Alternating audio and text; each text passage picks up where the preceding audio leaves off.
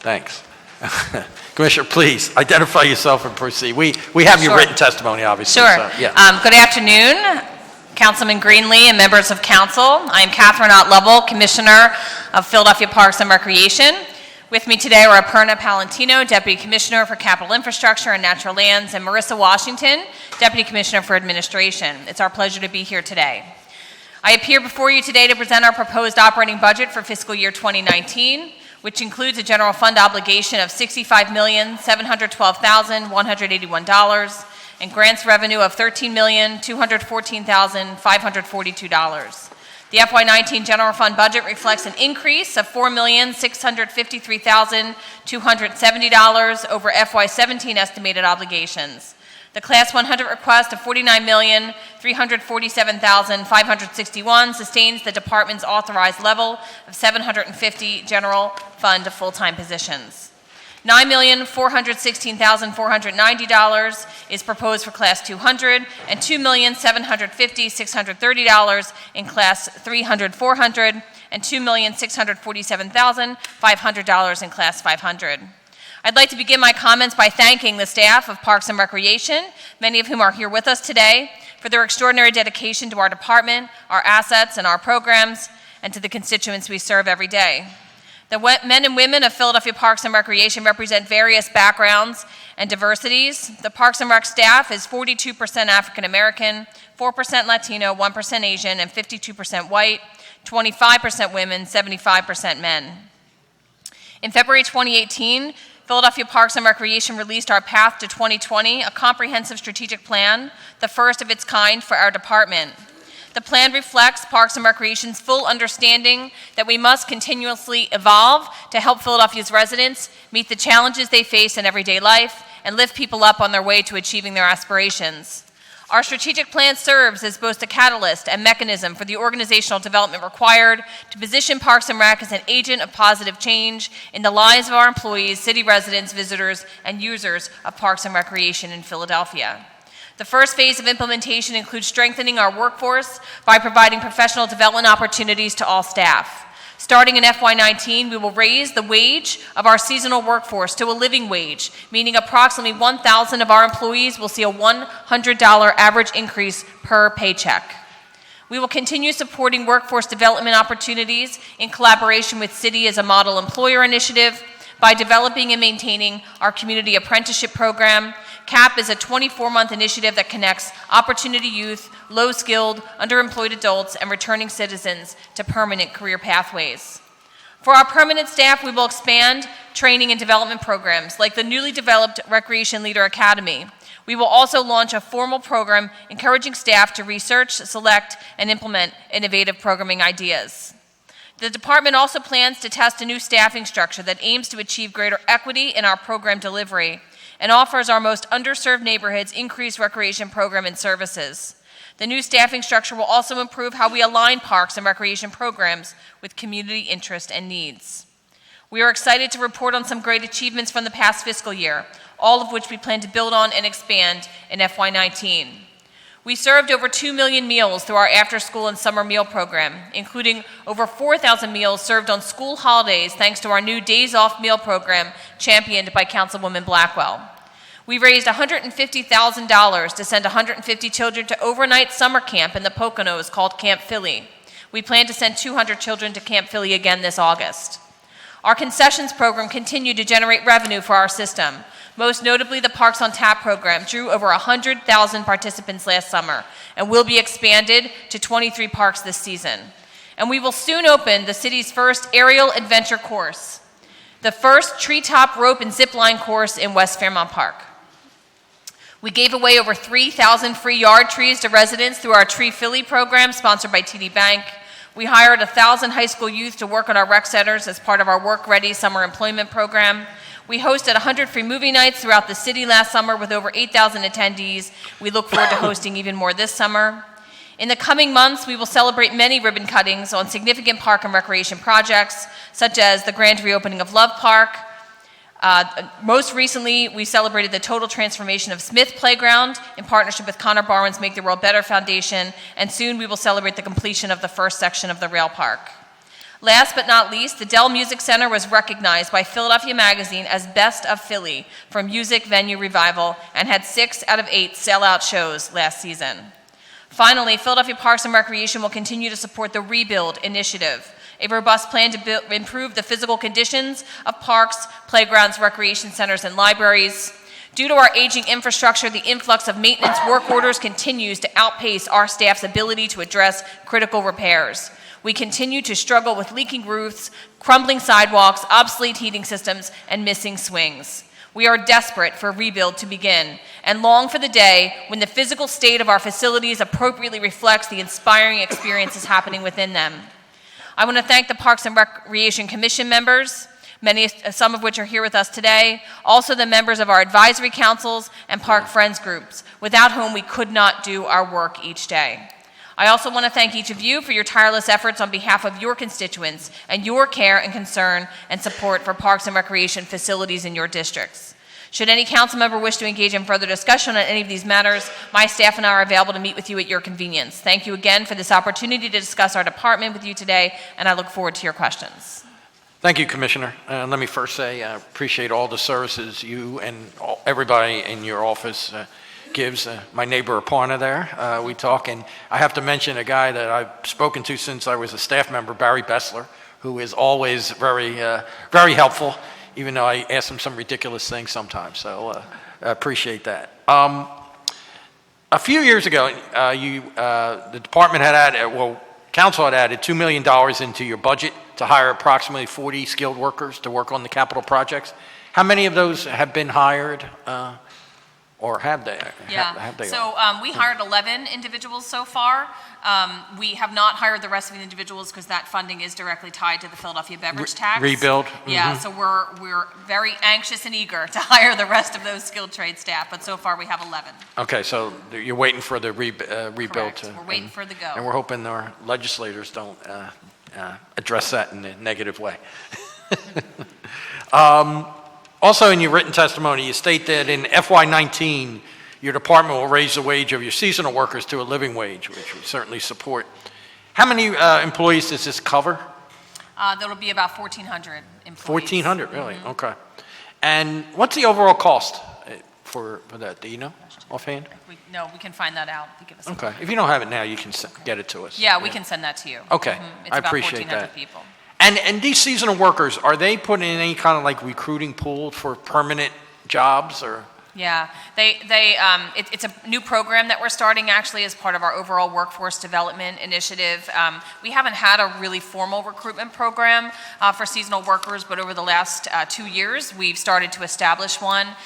First and foremost, identifying which of our seasonal workers would like to pursue full-time employment. Some of our seasonal workers, such as our after-school workers or our summer camp workers, are they're quite content and happy working after school and summer. But there are quite a few of our seasonal maintenance attendants, our SMA, who would like to pursue full-time employment. Mm-hmm. So some of them have been routed into our new CAP program, which I mentioned in my comments. Others, we are working very hard to identify who wants to work in full-time positions, and then through a new workforce development program, hoping to identify them and then bring them into training programs so we can make those positions available. Great. Through our our last recreation leader trainee process, we were able to identify quite a few seasonals who wanted to apply for those positions, were eligible, and to move them in, and the same is for the grounds maintenance worker positions. Okay, thank you.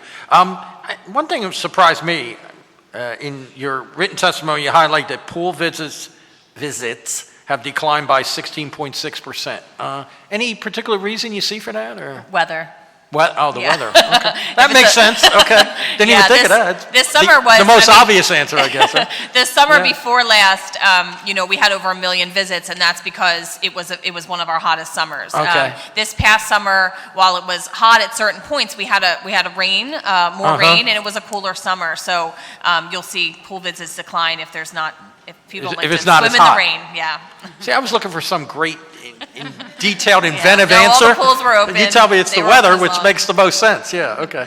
One last question for me. You mentioned Parks on Tap.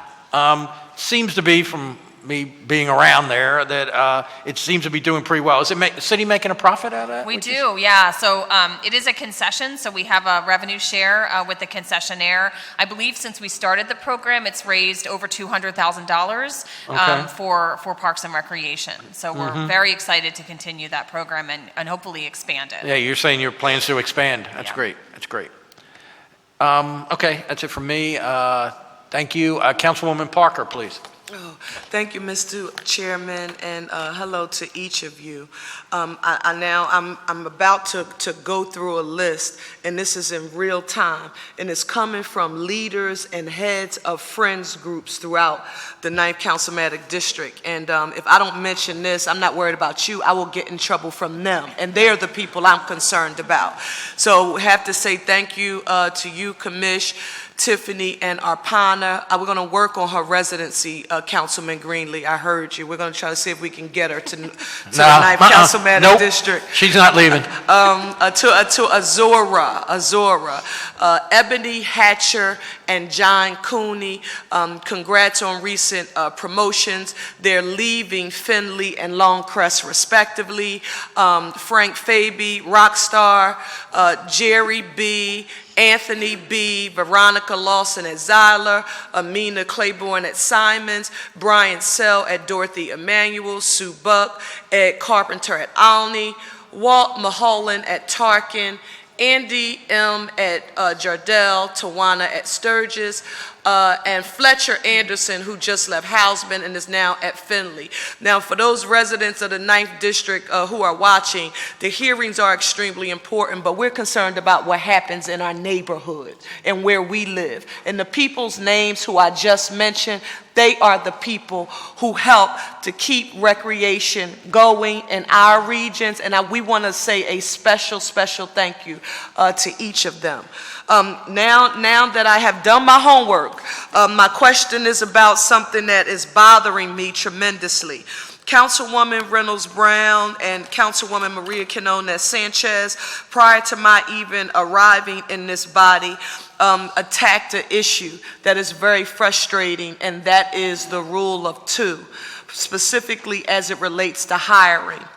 With that being said, I went back through my questions from last year, and I want to know if you would put on the record what you believe are the most significant barriers to promotion within the rec department. I will tell you I am biased. I want to start, particularly as it relates to standardized testing, because I am a former high school English teacher. And that is like, to me, using a child's performance on the SAT or the ACT as the sole indicator that is metric to determine their potential success in the future. And it's quite frustrating. So I want you to describe to me, what do you think are the top 3 barriers to promotion, particularly with our goals of increasing diversity and inclusion, not just amongst staffing, but amongst management? Thank you, Councilwoman, for that question. I also want to thank you for the shout out for those staff and rec leaders. It's not every day they get to hear their name in council chambers for a good reason, so thank you. They work tremendously hard, and it's wonderful to acknowledge them. We definitely struggle with diversity in terms of our ability to promote people of color, and I've seen that firsthand in our department. I wish I had, wish I knew exactly what the reason was. I can give you my assumption, right, as to what I think some of the barriers are. We have some, and again, I can't speak to. I can't speak to whether it really impacts quality. We have great managers, and those managers have been promoted through the existing system, right? So, but we have struggled with, on both the operations and the program side, with people of color being able to promote into mid-level manager positions. Correct, and so. So I do agree with you that I think the rule of 2 is one of those barriers. I do have spoken to other cities parks districts and systems across the country, and there have been other things that other cities have done to increase diversity in civil service. Things like rule of 2+, so that you can move down the list if your first two are not diverse candidates. And, we have seen that some candidates who have made it onto the list but didn't make it up high enough, by the time, we hire for those positions, because we only have a certain number of vacancies to promote, they move off the list because we can't make it all the way down to reach them. And that's hard, right? Because, we want to offer opportunities, and we want our managers and all of our staff to reflect the communities that we're serving every day. So I definitely think the rule of 2 is a barrier. I have never taken a civil service test. I have never seen a civil service test, so I can't speak to the fairness of those tests. I do agree with you that in my experience of working in schools and being a mom, that purely from that perspective, that standardized test is not always the best way to judge a person's capability to do a job. I also don't think that it's an appropriate way to judge emotional intelligence. And I think that in terms of managers, probably the most important element you can have, or attribute you can have in a manager in recreation, is emotional intelligence. And I don't know I don't sit here and claim to know what the appropriate test or module is to be able to diagnose levels of emotional intelligence, but I'm not quite sure that we have figured that out in our civil service system.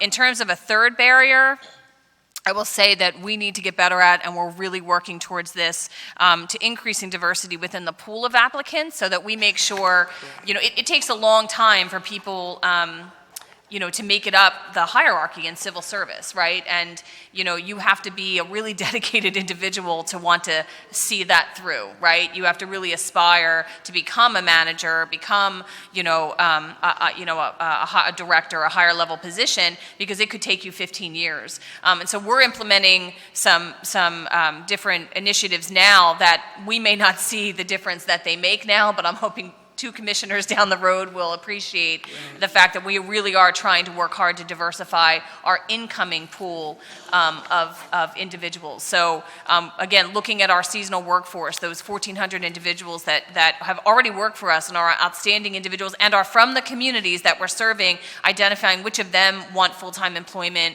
supporting them in pursuing that full-time employment, walking them through the civil service process as best we can, being an advocate for them through the civil service process, is something that we are working to do, and offering other kind of programs and trainings to individuals to help them make it through that process, which can be mystifying to individuals that don't already know someone on the inside that can walk them through that. So we're trying to level that playing field by, offering that out to our seasonal workforce, which is incredibly diverse and very representative of the communities we serve. So I hope that answered your question. No, you thank did. you. It's a great question. Let me thank you, Commissioner, for your very thoughtful and more importantly, forthright response about some of the issues.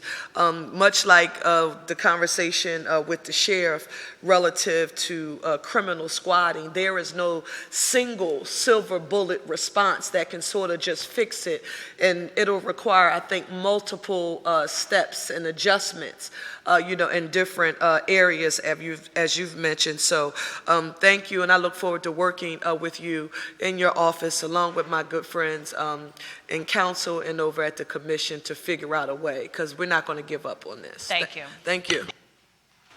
Thank you, Councilwoman. Councilman Green. Thank you, Mr. Chair.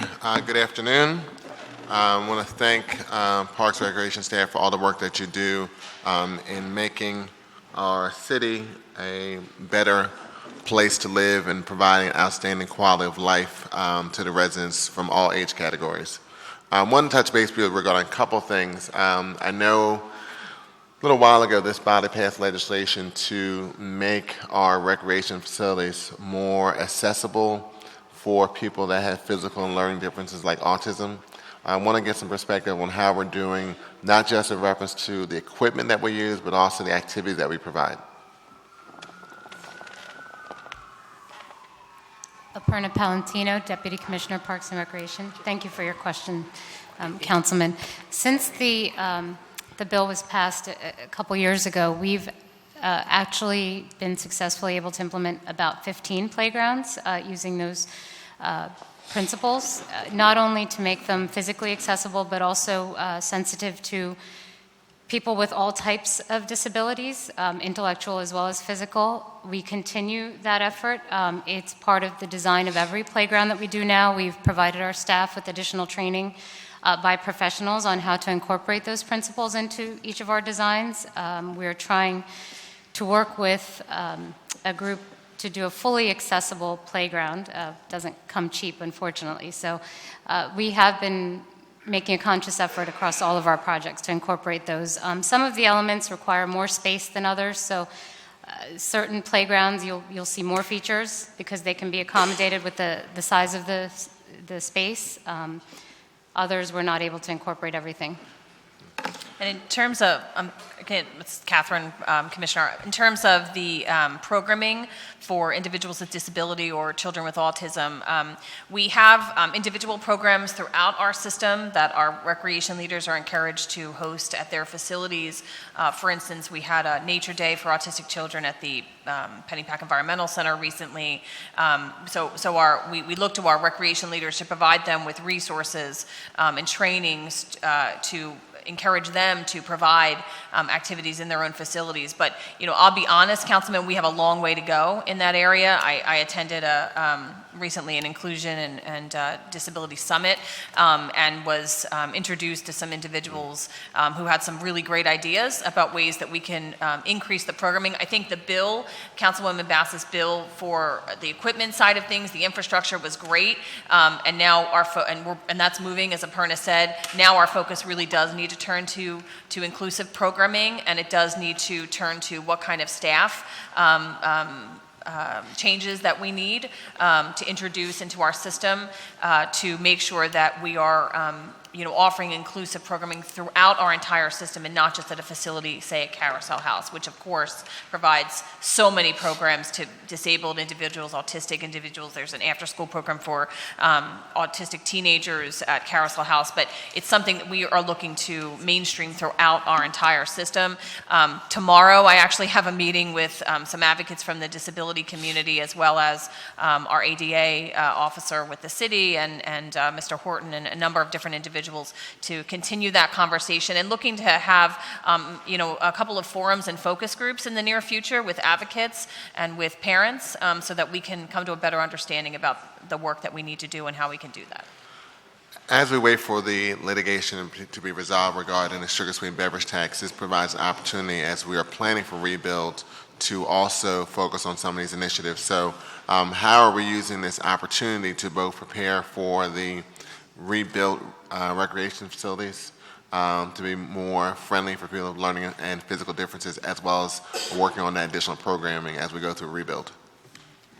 So as I mentioned, Councilman, we internally with our staff have attended trainings and are making a conscious effort. So any project that goes through the rebuild process and on any of our sites, we would review the documents. We also have been in touch with several professionals in the field, so they have been willing to help us review them, the proposed designs, to ensure that we include those principles in all of our designs. So we would review the documents that are put out by the Rebuild Initiative as well. You talked about 15 recreation facilities that have been adapted for people with physical and learning differences. Have you done any outreach for organizations like the Philadelphia Autism Project to let people know of the facilities that have been adapted for people that have these type of differences? No, we haven't, but that's a great idea, and we could certainly do that. Because the Philadelphia Autism Project is an initiative that we here in City Council have supported for the past couple of years. Started with then Councilman Dennis O'Brien, and I've continued that, where there really is a one-stop shop of activities. We try to coordinate with a number of different organizations to help people that need a location for either recreation facilities, daycare, all kinds of services, to have one-stop shop to go to. So having that list of those locations within the city, within the Parks and Rec system that have those adaptive abilities, I think will be very important to provide that opportunity. Also wanted to talk about staffing. One of the things that I've been working on with various departments. In fact, the airport has hired in the past 2 years 4 people on the autism spectrum. And so working with Charles Horton and the Mayor's Office of Disabilities and others, we've been looking at how to incorporate how the city can do a better job in employing people who are not neurotypical. And so the airport's taking that lead. Working with Philadelphia Industrial Development Corporation, we actually had a job employer fair at the Navy Yard where various employers who have had a history of hiring people that had learning and physical differences were actually there and talking about their experiences and really informing other employers that this is an opportunity that will help empower your workforce, and you'll have employees that, although they may have a different set of abilities, they have enhanced abilities in other areas, and just trying to really use the city as a leader in that regard. But in order for the city to really advocate to the private sector, we've got to do a better job internally. So has there been any conversation within Parks and Rec to talk about hiring people who have physical learning differences? There has actually, and that's in concert with our work on the City as a Model Employer Initiative at the MDO's office. We actually identified a position. It's called a departmental aide, specifically for individuals who might be on the autism spectrum or have learning difficulties. And we have currently one individual in that position who works at Carousel House. We don't have any other vacancies for that position, but it's been something that we're looking at. At least we have the position, and there's a pathway in for individuals into a civil service full-time position, pathway in for individuals and a position that we have. And so as we look to restructure our staffing, which we, as I mentioned in my comments, we hope to do over the next year, that's definitely a position that we would look to try and create some more vacancies for, and then perhaps working with groups like the one you mentioned, in our recruitment strategies, reaching out to them, and also, to be honest, some of our seasonal staff members also have learning difficulties and other issues, and so this would provide a pathway in for some of those individuals. And I just want to just give you the perspective that, when you meet one person on the autism spectrum, that means you've met one person on the autism spectrum. It's a wide diversity of skill sets and abilities. One of the things that we did at the employer fair at PIDC showed a short piece of a news segment on CBS Sunday Morning where they had hired, I believe it was 2 individuals who are alumnus from Spark, Philadelphia, who actually work now, one at SAP, one at doing work with another company, and the name escapes me, where they're actually providing data analysis for the CIA. So there's a wide range of skills and abilities. I just want to make sure that some people, when they think of someone on the autism spectrum, they have a more specific and finite perspective on some of their abilities when it's a broad range. And then I'll just close with, I do a lot of work with Special Olympics Pennsylvania. There's a goal to make the city of Philadelphia the world's leading autism-friendly city. There are a number of institutions who are already working in that regard. I just had a meeting with the Philadelphia Museum of Art on working on not just accessibility for workforce, but also adapted locations as well as programming. Our sports teams from the Sixers, who also worked at Wells Fargo, we have a sensory friendly room at the Wells Fargo Center. The Eagles have the Eagles Autism Challenge come up May 19th. Gabe Kapler, GM for the Phillies, is a strong advocate for Special Olympics, as well as the Flyers as well. So we have a lot of institutions who are doing that, and I think we just need to kind of pull all these activities together going forward. And if we get the support from the Special Olympics at the national level, that'll be something we'll be pushing forward. So I look to work with all of you in this regard. And just one last question. I know the bell's rung, but I think it's just 3 of us in here. So okay. Under your capital budget, does your capital budget including funding for the Mann Music Center? This year it does not. Okay. That falls in, I think it's in Commerce's budget. Budgets, I saw it represent, it's in ours. Sorry, it is in ours. It is in ours, yeah. I thought it was in public Parks and Rec. Okay. So I guess one of the questions, and we have a lot of great facilities. We recently spent a significant amount of money in upgrading the Dell, which has been a great venue.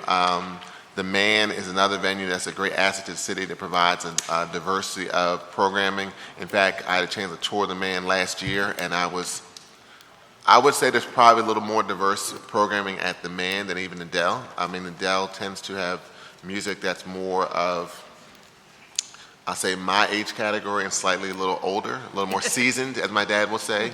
My dad is 85, so he calls himself a seasoned citizen. So I'm not quite that age, but I use the seasoned phrase. I call myself a seasoned millennial, although my staff keep joking at me when I use that joke. They're probably laughing as we speak. But I was surprised because when I went to the Man and did a tour, they had artists like A$AP Rocky, Bryson Tiller, who were actually performing at the Man, which you may not see at the Dell because they're a little younger than some of the performers that act at the Dell, except for Lady B and some of the activity that she has. But the reason I said that, I toured the Man during the day, and I think many people, if you would visit the Man during the day, would be somewhat shocked in reference to the physical plant of the Man. It's very, very, very, I'll just use the politically correct phrase, challenge state. There could have been some opportunity where people may have really gotten hurt. I know they had the scaffolding that fell from the Man in year before last during the wintertime. And that had been during the main programming season, there probably would have been some fatalities.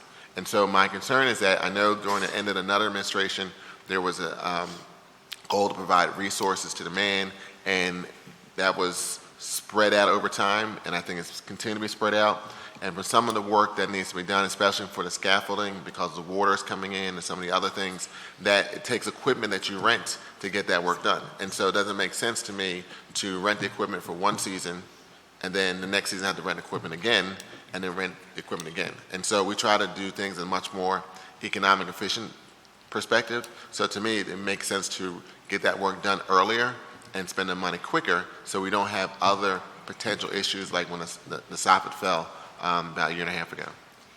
Councilman, I agree. I actually visited the site several times as well and did an extensive tour, and I 100% agree with you that it does need significant amount of investment due to the water damage, that has happened. The roof needs doing. The entire facility needs a lot of work, and it is true that it would be significantly more cost-effective to, as you mentioned, rent the scaffolding once and complete a project. However, we put in their request, the Man Center's request, and through our budget. However, we're happy to have that discussion with the budget because ultimately, based on all the needs of various departments, they have to balance that. So that's something we're happy to speak to them about. It's one of the things that if you go there many people have gone to the Man mostly they're there in the evening, so you don't see some of the challenges. But if you're there during the day, you would be basically shocked. And I think people also have the sense that the Man is some private entity that was created by some well-endowed funder, and it's a city entity. And I think that the fact that people don't realize Frederick Mann was the recreation leader for the city and not someone from some private sector to name the Man. It was named after the Man because he was the recreation center leader at the time. So, all right, well, we'll continue that conversation. Okay, thank you. Thank you. By the way, seasoned millennial. I like that. And I should trademark that. Okay. I've used it a lot. All right. I should trademark it because I'm afraid someone's going to use it. And if I see someone on CNN Seasoned doing it, millennial. I'm going to have to call Stormy Daniels' attorney. All right. So. Okay, thank you, Councilman. Councilwoman Reynolds Brown. Thank you, Mr. Chairman. Let me publicly salute Councilman Derek Green for your consistency. And Councilman Green?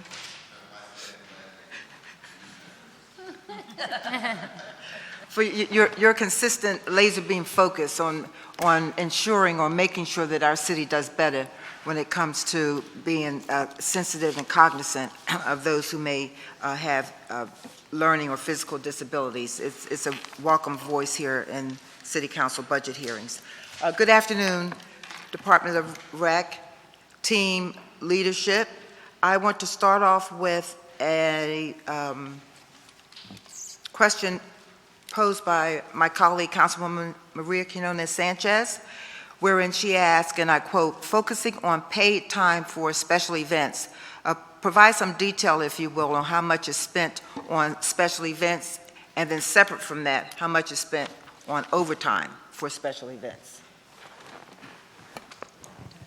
Is that Yeah, in so I'm sorry, the question was, what was the first one? paid time on special So events? straight, yeah, we don't have those figures. We can work to get those in terms of I think straight time. Is that what you're talking about? Non-overtime staff time spent on special events? Yes. Yeah, we don't have those figures, but I can certainly, we're working to gather them. But we do have overtime numbers, if you'd Okay. like those. So going forward, if you would be so kind to make that a part of your standard testimony going forward. Okay. And then ultimately, of course, if I know Councilwoman Sanchez, she will look for an analysis of how well we're doing over X number of years. But that does give us a reading on how much is being spent. And for me as an at-large, I would then ask the question, break it down by councilmatic district, just to have another layer of analysis on that. So if you can make sure that the chair gets that, that would be appreciated. Sure. So far for FY18, for citywide special events, our overtime has been about $529,000. And the showmobile and bleacher setup is separate from that. We have that separate, and that's 30. Who was that? What's separate from that? Showmobile, the showmobile, when council members or communities request to have the, do you know the showmobile? Yes. When they request to have that out at an event, that's skilled trades people that need to go out with that vehicle. That is, and then when bleachers need to be set up for an event, that's an additional $34,000. Okay, very well. Thank you for that. During budget testimony from various departments, I pay attention, a narrow focus to a couple of areas, and one of them is how well departments are doing around MBE, WBE participation. According to page 3 of your testimony, there's a jump in participation rate in the total amount of MWDSBE contracts from 19% in FY17 to 32% in FY18. Can you speak to or elaborate what that jump is attributed to? So we have been successful in having Dell performers fill out a sole practitioner form to become, to be certified or be recognized as a minority or women-owned business. So the performers at the Dell, which we pay, who previously we hadn't been capturing, there's now a way to capture that. And so that's helped our numbers significantly. We do hope to end the year above our goal of 25%. Okay, so would you suspect that jump is sustainable? Yes. Okay. Yeah, as long as we keep having shows at the Dell Okay. for those seasoned millennials. Okay. And so Derek would call them seasoned millennials. I would call them old school. They sell out, And whoever I'm they one are. of them who's there for old school. The participation goal, what has that been over the last 3-4 years? I like to see what the trend is or not. So this is a participation goal for FY18? Yes. Yeah. Well, it's right here. Our actual, our actual rates have been for FY13, 21%, FY14, 35. going all the way back, yes, 35, FY15, 21%, FY16, 21%, FY17, 19%. This year to date, 32%, and again, we hope to see that, the goal is 25%, but we're hoping to, we're not sure it'll sustain at 32%, but we think it'll come in above 25% for Okay. this year. So the operative word there is hoping. And we know that diversity doesn't happen organically. It has to be intentional by the leadership. So what strategies or protocols are you putting in place to indeed exceed the goal? Well, one was that, when we recognized that we were not capturing these performers at the Dell, to work with them. And, these are serious performers that have to take another step, in terms of a process for them to be paid, to be recognized as MBE, WBE. So it has been, somewhat painstaking to go through that process with these performers, but Sure. we're very committed to it because, it's something that, we weren't capturing and we should have been capturing. And so It's a new protocol. Yeah, it's a new protocol that we're doing for each of those performers, and it's actually an understanding with them when they book with us that this is a protocol, a process that they need to go through. One of those things that's required and not optional. Correct. Yeah. Okay. Yeah. All right. You do make mention that you have 100 vacancies currently. if I'm reading this accurately. So, of those vacancies, how many are exempt positions? We don't have any exempt vacancies. No exempt open positions? Correct. And I do Okay. want to mention, Councilwoman, if I may, that of the vacancies that we have, our current vacancy rate is around 13%. However, Okay. that includes the rebuild positions that we Okay. are not able to hire for. So when you deduct those 29 positions out of the 100, our vacancy rate is closer to 9%, which is the lowest our vacancy rate has been in many years. Okay. So we're proud that we've been able to hire at a clip. All right, then. Let's focus now on the exempt positions, because we know that that's where department heads have an opportunity to align themselves philosophically with where Mayor Kenny is. How many exempt positions do you have? Someplace on here I saw it. Hold on 1 second. You have 33. We have 35. Oh, is it 35? I apologize. What page am I on? Councilman, give me 1 second to get me.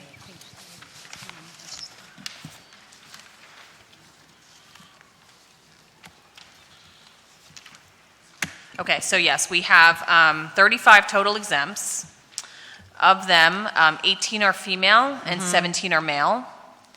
And we have 40% people of color. Okay. How many of those were hired since last June? So since last July 1 last year. July 1, I don't have that breakdown. I have how many were hired since I became commissioner. Okay. I'd like to see that. Oh, actually, we do have that. Is this? Oh, yeah, those aren't just our exempts. So I have how many have been since we started here. How many have been hired? We've had 19 hired. So there's been some attrition, though, so some, so of the 35, 19 have been hired since we've been here, because we've had some retirements. Okay. And of those who have been hired since we've been here, it's 47% people of color. Of the 19? Correct.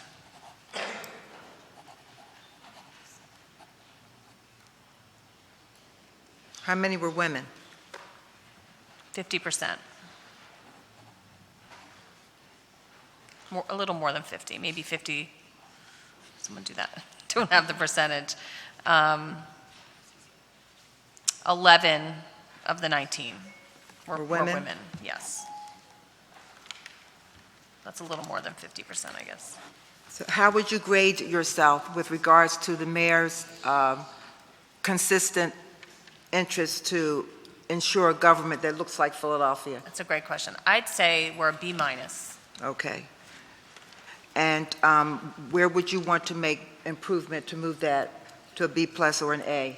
Well, we can only hire when there's a position open. So Okay. we really have to make sure that, we're just doing everything we can. We did that with our executive team. We really made sure that our executive team was as diverse as possible. And as these positions come up, we need to make sure that we find the number one most qualified candidate. That's right. But also making sure that we are reaching out to as many groups as possible so that we cast a really wide net for that position. And you can certainly do... And also attract people to working for this department. Yes. I think that's Yes, really yes. critical, is that there are so many opportunities in this city for talented, qualified people, and really trying to have people come and work in our department, make sure that they see that we are a model department to work in is something that I think we can do better on. Sure. And you can do both. You can hire qualified people Absolutely. and achieve diversity have. at the same time. We have. Okay. Now let's talk more, drill down with regards to MBE, WBE contracts. I am a neighbor of the Urban Restoring Project, along with a couple of members of my staff over there in the Winfield area. Of the what, Councilwoman? The Urban Restoring Project in Winfield. And one observation I made when I first came to Philadelphia City Council, on Philadelphia's courtyard, I seldom saw, if ever, license plates that had Pennsylvania driver's license. And so when I go to this project over here, I look for the same thing. Detail for me the companies that are working on this project. And what project is that again? It's on Montgomery Drive. Is it the reforestation project? Reforestation project The reforestation near the project. Philadelphia By Horticultural the Hort Center, correct? Yes. Gotcha. We'll have to get that information to you, Councilwoman. I don't have that in front of me, who the contractors are working on that, but we can get that information to you. Okay, so we want to know who they are they local, and of their employees, how many are Philadelphia residents? Okay, we're happy to get that to you. Okay. I would also be curious to know, too, the total size of that project. Sure.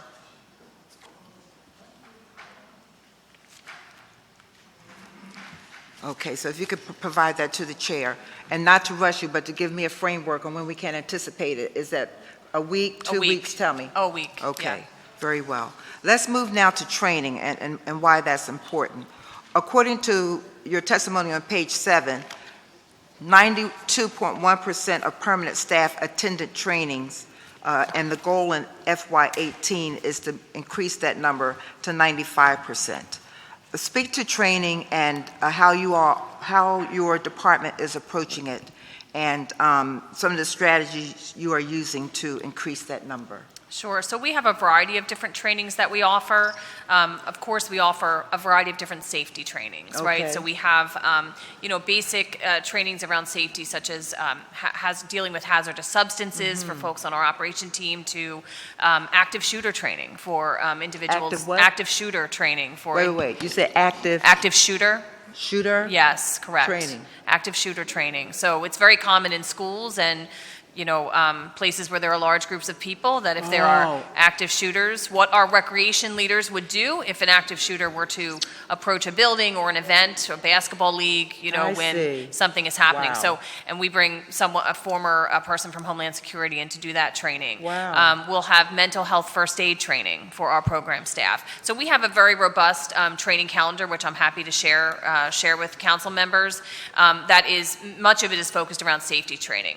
More recently, we've created training that we hope will help influence the quality of the programs that we're offering. So for instance, we offer a new program called Rec Leader Academy. And this means that for all of our recreation staff, people who are running those programs in rec centers, we're offering training that is very tailored to that role and to helping them grow in that role, right? So for new rec leaders, this might be very basic, like how to hold an advisory council meeting, or how to build a Facebook page for your rec center. For rec leaders who've been with us for a few, for a while, it might be a rec leader 3. It would be more around how to deal with new immigrant communities, how to deal with conflict in communities. So there's actually a curriculum that we offer, and they participate in an 8-week training course, and they can go to core classes, and then there's electives that they can select from. We use people within the department to offer the training, and then we also go external. So for instance, Jackie Linton came in and did a training for us. So we're working to make it as meaningful as possible for participants. But then we just did complete a new strategic plan, and there's a whole goal in that strategic plan around training. And what we're trying to do to even further enhance our training is to generate ideas for training from our staff. So it's not just us, right, who aren't out in the field every day coming up with what staff should be trained in, but that the training ideas are actually coming from the individuals and what they feel that they need to better do their jobs, right? And so we have now, as we'll be having a survey of all of our staff to inquire from them what trainings they'd like to see, in addition to the existing trainings that we have, and that will then inform our training calendar. Very, very good. It sounds like it's a rich mix. It's very of important to training. us. Very important. Please forward to the chair the schedule for the active duty active shooter training. Sure. My staff and I do a retreat every year where we visit with various departments. In fact, we spent one summer day up in the greater Northeast. What's that place? The Northeast. Oh my gosh, I forget. The what? No. We've been a couple of places hosted by the rec department, and now I'm having a brain freeze. But I would like to offer to my staff to be in attendance at one of the active shooter training. Sure. We live in a new world order. Yes, we do. Okay, then. Well, thank you very, very much. I'll look forward to the follow-up information. Sure. Thank you. Thank you. Thank you, Councilwoman. Thank you all very much. Thank you for all you Thank you, do guys. there. Our Final department is city commissioners. Nice, nice. Class act up there.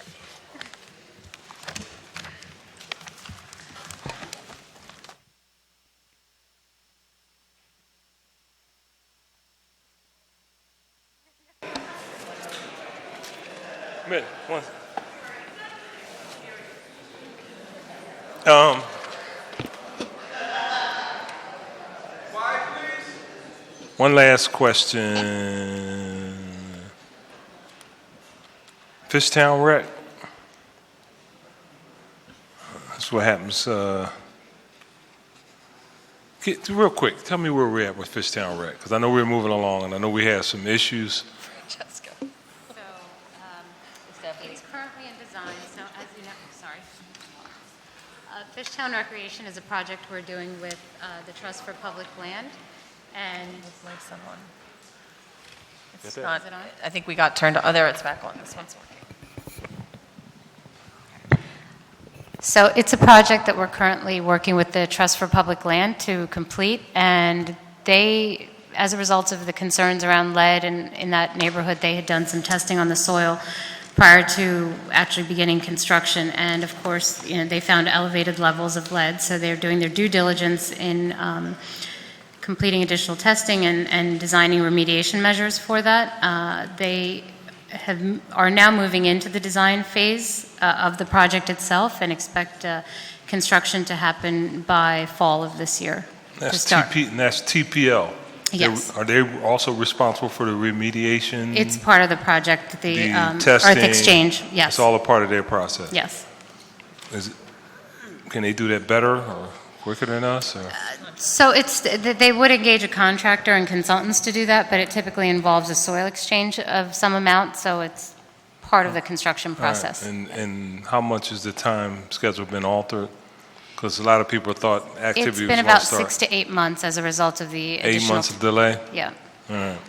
And they've been in touch with the community. Now that they have all of the results from the environmental investigation, they're actually planning to hold a meeting with the community again to inform them of the findings and then their proposed remediation plan. All right. And one last, 9th and, what's that, Benango? 11th 11th Menango. and Benango. Where are we at with that? I knew that would come up. So I have been in touch with the law department, and they have, as a result of the contamination on the site, they are going, they've been consulting with risk management, and they're determining a path forward based on those concerns. So that sounds like we took a step backwards. I thought we had that resolved. I did too. I don't have their final determination on that. I know they have 3 or 4 paths forward. We're happy to schedule a separate meeting. So it is currently in discussions between law and risk. Can that meeting be in my office? Certainly. This is like, I know. Last year was bordering on the ridiculous. Now it's Yeah. beyond that. I don't know what's the next phase. No, I agree. And I'm happy to help schedule that. Please. We are ready with the concept design as soon as the contamination issues and legality of those are addressed. All right. Thank you. Thank you. Thank you. Oh, Councilwoman Reynolds Brown? Questions for the commissioner. Oh, okay. All right. Thank you all for your testimony today.